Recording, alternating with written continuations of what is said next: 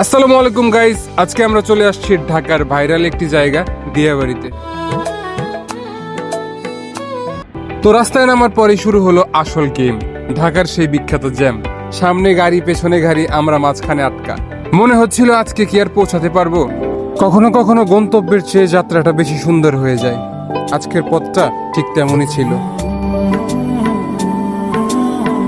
সবশেষে জ্যামের সাথে যুদ্ধ করে চলে আসলাম দিয়াবাড়িতে। আর ঢুকেই দেখি ভাই, একদম মেলার মতো অবস্থা। চারিদিকে মানুষ আর মানুষ, বন্ধু, গার্লফ্রেন্ড, বয়ফ্রেন্ড, জামাই, বউ, সবাই ফুল এনজয় মুডে। আর ঢাকাতে স্বস্তির নিঃশ্বাস ফেলার জায়গার মতো একটা জায়গা হচ্ছে দিয়াবাড়ি।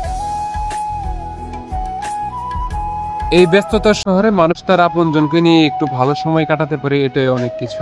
তো হালকা পাতলা খাওয়া দাওয়া করলাম আর চারিদিকের প্রকৃতির মনোরম পরিবেশ উপভোগ করলাম। ওখানে বক্সিং পাঞ্চ মারার খুব ইচ্ছা ছিল, বাট সিরিয়ালি পেলাম না, এত পরিমাণের ভিড় ছিল সেখানে। এই সুন্দর বিকেলে প্রিয় মানুষের সাথে এক টুকরো সুখ ভাগাভাগি করে নেওয়ার বিষয়টাই অন্যরকম।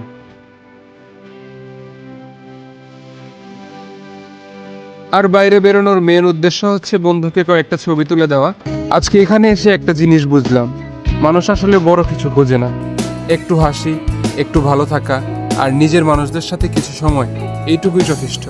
চারিদিকে তাকিয়ে দেখলাম সবাই নিজের মতো করে খুশি থাকার চেষ্টা করছে। কেউ ভালোবাসার মানুষ নিয়ে, কেউ বন্ধুদের সাথে। তো দেখতে দেখতে সন্ধ্যা হয়ে গেল, সময়টা কেমন দ্রুত চলে যায় বুঝতেই পারি না।